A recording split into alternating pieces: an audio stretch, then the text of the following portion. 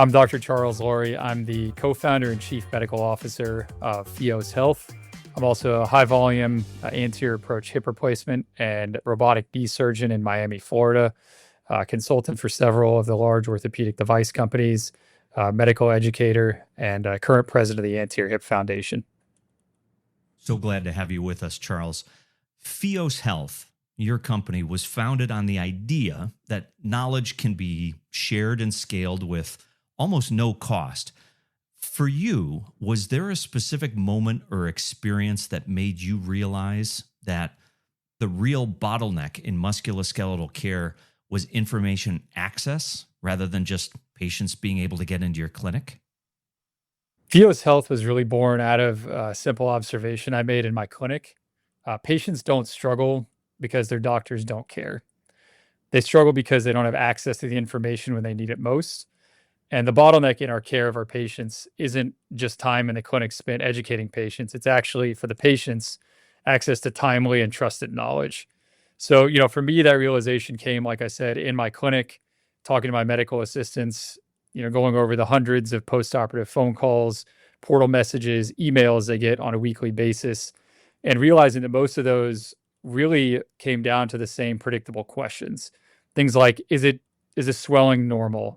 When can I walk without a cane? Can I shower after surgery? When can I drive? Every surgeon knows that, about 90% of these questions are routine, answerable. We probably answer them multiple times, even for each individual patients, despite the fact that we counsel them on this and give them information packets in the office. These questions can take up an enormous amount of time from clinical staff that could be spent doing other duties that might be more important for the patients. These questions also come from a real place in the patients. It creates a lot of anxiety for them, this perception of asymmetric knowledge that they have. We as surgeons forget that the patients are only going through this procedure one time, hopefully in their life, and they have these questions that they're genuinely concerned about. It was that aha moment. The problem wasn't the lack of expertise, it was the lack of scalable communication in the office. And FIOS really grew from that. The idea that knowledge could be shared, personalized, and scaled, to every patient instantaneously, in a way that websites or information packets or phone calls to the office or messages really can't do. So that's a really ambitious sounding project. And one of the things that I'm curious about is it can be really daunting to tackle a whole bunch of new aspects of communication at once.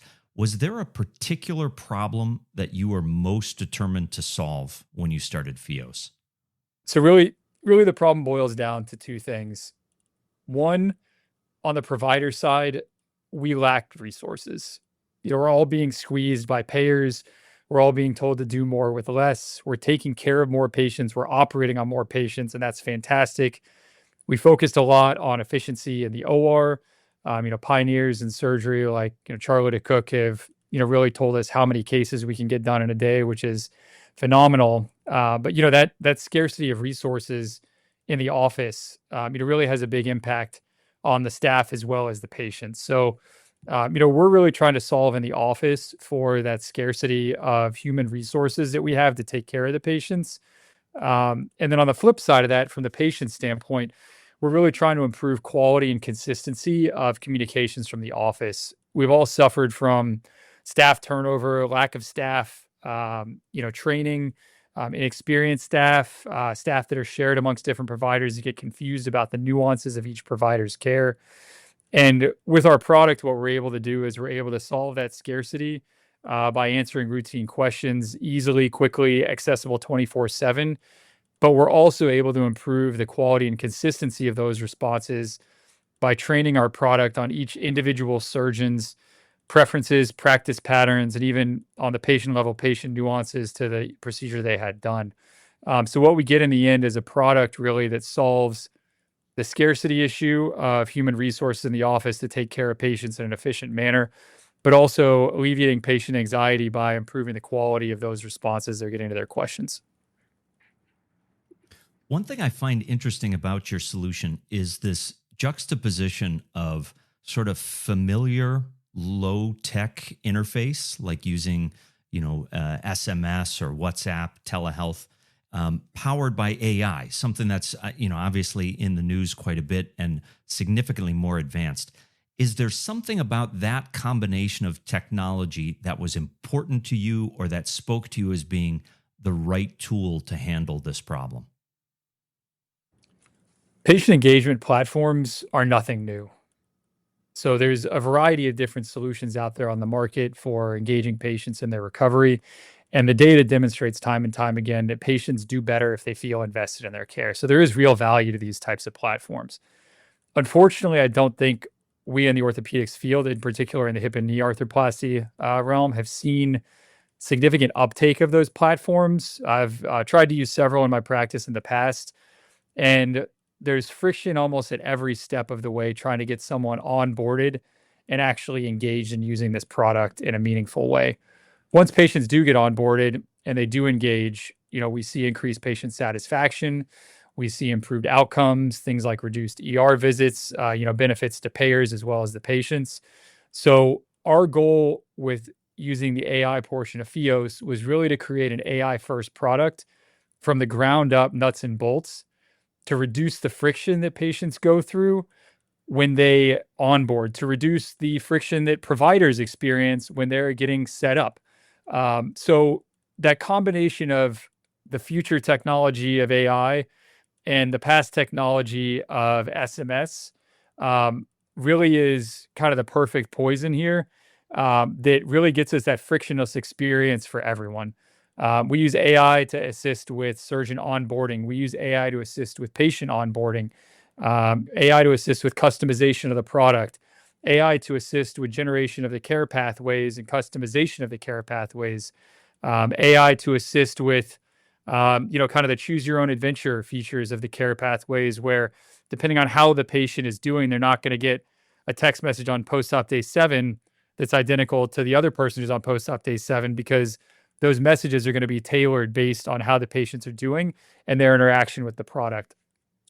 We use the SMS because it's familiar. It doesn't require any downloading of apps. I remember trying to use some of these patient engagement platform applications, and you have the patient in the office very eager, wanting to get started. And it turns out that their grandson had set up their Apple account and they can't download the app because they can't get on the phone with their grandson to figure out what their Apple password was. So by using SMS, it's familiar, it's frictionless. People are constantly checking their text messages throughout the day. It doesn't require opening another app. So again, all in the name of reducing friction, making this as easy as possible for both the provider side and the patient side, has led us to marry those two technologies, which we think is going to be a big win for our product. So take me back a little bit more to the beginning of this process. You identify this need in your clinic. How do you begin turning your concept after having identified those gaps or identifying that need? How do you begin turning that concept into a real solution, a product that you can bring to market? Like you alluded to, the first step in this process, in innovation, is really solidifying your problem that you're trying to solve for. Unfortunately, out there on the market, we see time and time again a lot of solutions developed looking for problems.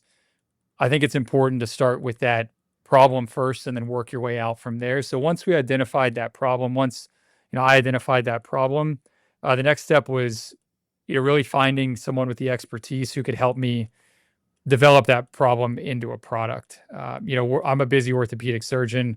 I've got minimal background in computer science, engineering. Even product development is my first real attempt at entrepreneurship. So I wanted to partner with someone who had experience in that realm. So my current business partner, CEO and co-founder, Professor Andrew McDade from New Zealand, serial entrepreneur, has taken several products to the market successfully in the past. And he was a longtime friend and someone who I'd worked with on previous projects for in a consulting manner.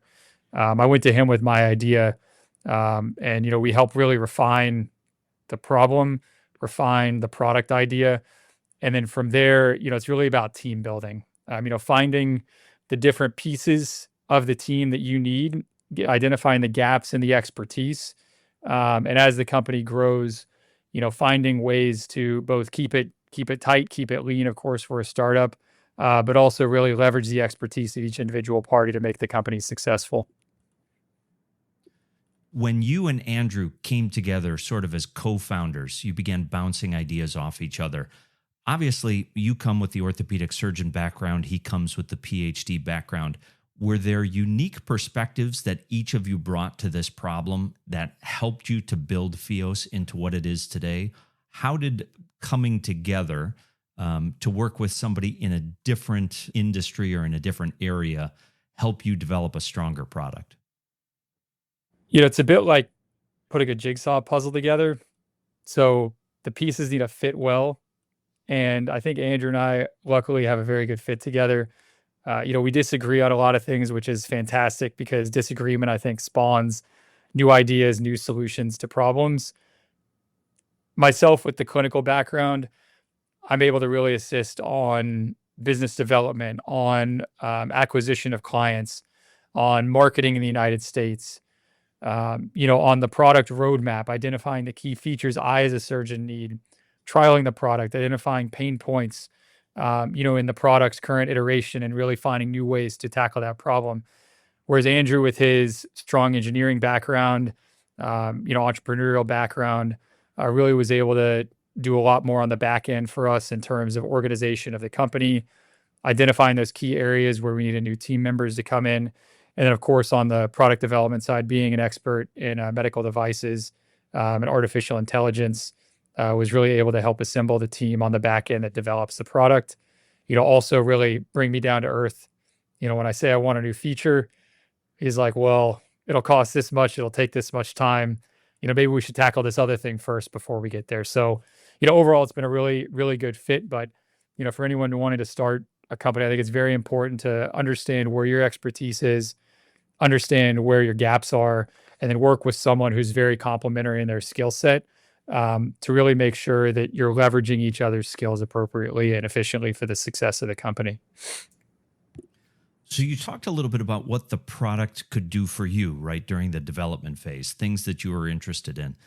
Did you see, at some point, did you have an idea or a vision for how FIOS Health could reshape sort of the relationship between the surgeon and the patient throughout this surgical experience? And if so, could you tell me a little bit about what that vision was and how it's evolved? I think it's really important to be grounded in the initial problem you identify that you want to tackle with your company. And certainly we've been able to do that. But it's also important to have a long-term vision, a lofty goal, a pie in the sky, something you're really trying to change about the way, medicine is practiced. So, for me, my ultimate vision in creating FIOS Health was that one day I would be sitting in my office at a rich mahogany desk with a lot of leather bound books behind me and have nobody else in the office with me other than the patient. Take it back to the old school days of medicine where you would physically bring the patient into your actual office, not into a clinic room, an exam room, no check-in people at the front desk, no one in the back office supporting the billing, surgical scheduler, not sitting there having to talk to the patient, having the patient not have to go through this assembly line of people as they just want to see you in the office and talk to you about their complaints and get whatever it is they're there for taken care of. That was really my lofty vision, very real visual vision. To do that, there's a lot of moving parts. And basically, I wanted to use AI and technology to really replace all of those other people on the assembly line of that office visit, except for me. In doing that, you have to back up and say, what can I fix first? What's the approachable problem that I can fix first? Because you can't build a giant product like that right off the bat and expect it to gain adoption, expect to survive as a company as you're trying to build and build and build. So the first thing we went after was answering patient questions. People already Google things. People already use ChatGPT for things. They go and search online. They thumb through your packet. We wanted to make all that information very approachable to the patient, very easily to access. The next step was patient care pathways. And now that we're getting beyond that, our next goal is really changing, like you mentioned, the patient-provider relationship. by reducing unnecessary follow-up visits, creating more of a holistic, continuous view of the patient's recovery instead of just generating that snapshot in time of the patient's recovery. So right now, as a surgeon, I find out about the patient immediately after surgery when I see them, post-op week number 2, post-op week number 6 or 8, and then I may not see them again for a year. With products like FIOS Health, we're able to develop continuous monitoring of the patient through both check-ins, patient-reported outcome measures, as well as biometric sensor data. And we can create almost like a recovery score for that patient that gives us a continuous view of how they're doing throughout the recovery. We can raise red flags and alerts if patients are doing poorly. We can congratulate them if they're doing well. We can make them feel like we're always watching them and caring for them, while at the same time not wasting their time coming to the office for a visit, and potentially opening up more time in our busy schedules to see more new patients to help more people with their problems they're having. Were there challenges for you in making sort of a transition from being a master surgeon and an expert clinician in the operating room to being the chief medical officer and co-founder of essentially a technology company? I have learned to use parts of my brain that I did not know exist, is the way I'll sum up my answer to that question. I'm a very visual person. That's why I love surgery, very hands-on physical.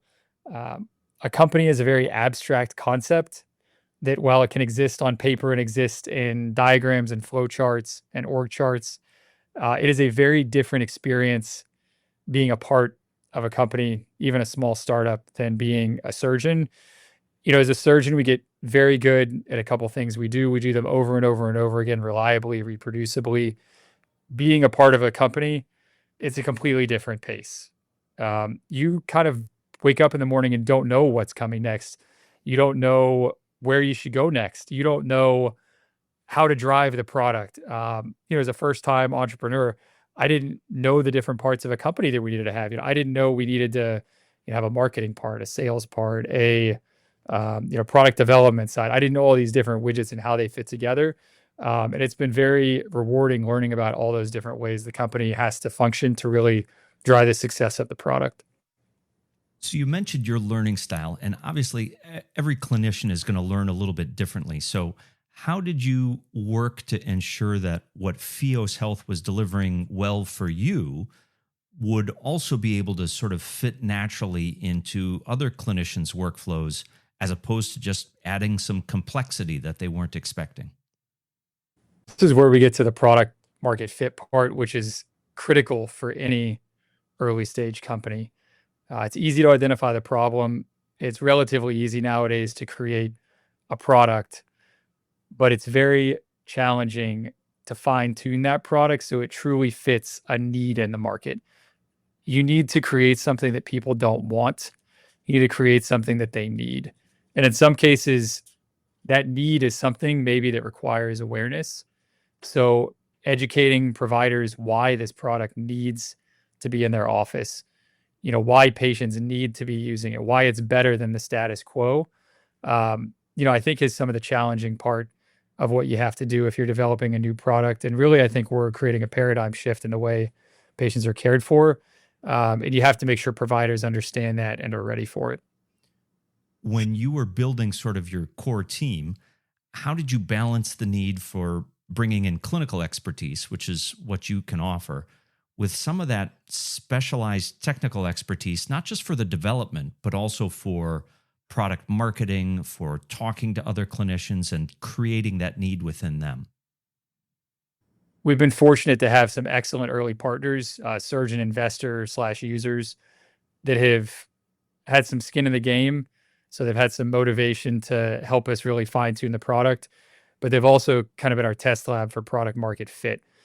Since I'm the one driving a lot of the product development, it's easy for me to try to take the company in a certain direction that maybe isn't the right direction for other providers, other practice settings, other patients. So having those different voices on board early has been very important. And also really titrating how quickly we want to scale and get more customers versus trialing it with a few customers, making sure we get it right before we go out, maybe blow the opportunity with other providers if we haven't gotten it right. So a delicate balance there. In terms of sales, marketing, it's been a steep learning curve for me. I'm not used to going out and fundraising. It's very hard asking people for money, even when you really strongly believe in your product like I do. So that's been quite a steep learning curve that I'm still going through, but I think I've gotten better as I've gone along. So you talked about that focusing on individual sort of investor surgeons and investor clients versus, creating for a wider audience. That path to commercialization for FIOS Health, what does that look like now? We're commercialized right now. So we have paying customers. We're in several clinics, some big name centers. And currently, our goal is really to just grow the commercial base, grow the client base. And as we grow, take our customer feedback seriously and really add in the features and functionality that surgeons and their patients need. We want this product to make surgeon lives easier and make patient recovery from surgery easier as well. Asking a little bit on behalf of our listeners who may be new to FIOS Health, everybody who's an entrepreneur has developed an elevator pitch. What's your elevator pitch for FIOS Health? How would you describe what your platform does in 30 seconds? FIOS Health is a medtech company focused on improving patient and provider lives through the strategic use of artificial intelligence. At FIOS, we deliver personalized, surgeon-validated guidance to patients automatically in a frictionless experience via SMS or WhatsApp and improve outcomes and clinical efficiency. By automating routine communications, we reduce staff burnout, streamline clinical workflows, and give surgeons more time to focus on what matters most: high-quality, personalized patient care. Can you share a story that captures the real-world difference that FIOS Health is making in patient care? We haven't really dove into the deep features of the product, but it kind of has two functionalities right now. One of them is the patient-facing application where patients interact with it. They get specific information from their provider's care pathways that they want followed. So I've had patients tell me that they've used it. I've had patients tell me they felt like I was texting them, because the answers feel warm, empathetic. I had one patient tell me that, it saved them a trip to the ER because, they were very nervous about something and they were texting back and forth with it, and it was able to answer all their questions right away. They didn't have to call the office. They didn't go to the urgent care of the ER. So hearing stories like that, is amazing. That's the patient-facing side of the product. The provider-facing side of the product, which we haven't talked about, is basically like an AI-driven response platform for the clinic staff to log into. So the clinics can go in there, they can go through the patient messages and see what the patients are talking to the product about. You can even go in and fine tune the answers. So you can really train the model basically to be your digital twin in space. But what it also allows is it allows the medical assistants and the office staff to query your brain how you would want your patients taken care of. So if I've got a medical assistant in my office on desk duty and they're covering 3 or 4 different providers in the office and I'm one of them, they can select this patient belongs to Dr. Lawrie, and they have the patient on the phone and the patient's asking them a detailed question. How does Dr. Lawrie typically close his wounds? They don't have to thumb through a binder. They don't have to, find the document on the computer. They can just simply type into the box, how does Dr. Lawrie typically close his incisions? And boom, it'll spit it out right away. It'll show them where the knowledge came from with the resources. So they could either open that document up, find more information, or just take, the Dr. Lawrie closes with sub-Q and feed that right back to the patient on the phone. So, hearing from the staff dissatisfaction with that portion of the product, as well as hearing the patients really satisfied with the rapidity with which they're receiving the information and the accuracy with which they're receiving the information and how it feels personalized and reduces their anxiety. I think hearing it from both sides has really been validating, that we're really onto something really great here with our product. Were there any moments of doubt or course correction that maybe taught you something essential about either leadership or collaboration? Early on, I think there was a bit of self-doubt almost on a daily basis. You're creating something new. You think it's gonna be great. You're not sure if it's gonna end up exactly the way that you envision it as it's being developed, because 'cause you're not the one actually doing the day-to-day development. Um, so, on a day-to-day basis, you're constantly wondering, "Is this product gonna turn out to be what I envision it to be?" As you get farther along, the self-doubt becomes, "Why is anyone using this?" I've talked to 3 people and all of them said, "No, thanks." Or, I pitched to 20 investors and every single one of them said, "Thanks for the call. We'll be in touch," and they don't follow up. So, it's not for the faint of heart going through this process. You really have to have strong conviction in the vision, in the problem you're trying to solve, and I think people around you can really sense whether or not you have that conviction. If there was an essential piece of advice that you could give other practicing surgeons, or even if you could have given the younger Charles Lawrie, who've identified a problem, something that they want to solve that is a day-to-day issue in their practice, and they're now considering starting a company to solve it, what would that advice be?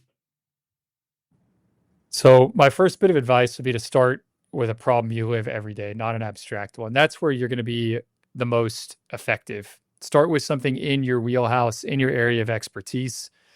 The best ideas come from the front lines. For us as surgeons, it's from the OR, it's from the clinic, it's from our interactions with staff and patients. It's not coming from a boardroom. The second thing would be, once you've identified the problem, resist the urge to build in isolation. I think we're all used to being the captains of the ship. We're the team leaders for our surgical teams, for our clinic teams, for our patient care teams.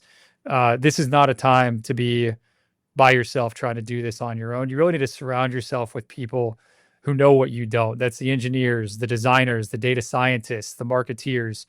Really trying to use them and leverage their skill sets to bring your vision to light. Um, the third thing I would say is, build simple, right? We talked about having that lofty vision, the lofty goal, the light at the end of the tunnel, but that's unachievable at the beginning. So if you get yourself into this trap where you're not going to launch your product until you think it's perfect, you're never going to launch your product because it's never going to be perfect. You really have to define these series of checkpoints where you say, here's what I want my minimum viable product to look like.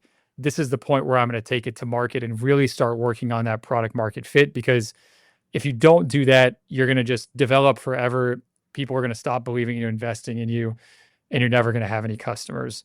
And finally, I would say, don't be afraid to think big, but execute small, right? So pilot, iterate, fall flat on your face, fail a few times with what you're working on. Measure the impact that each of these versions of your product comes out with. Really be a scientist about it. Make this a research project. Figure out where you're winning, figure out where you're losing, and really titrate that to make the product, the best that you can. Doesn't have to be the best idea in the world.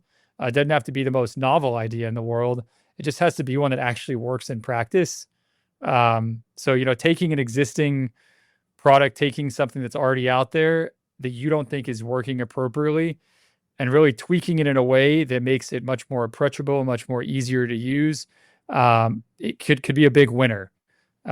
So, don't feel like you have to develop the next great technology of our century.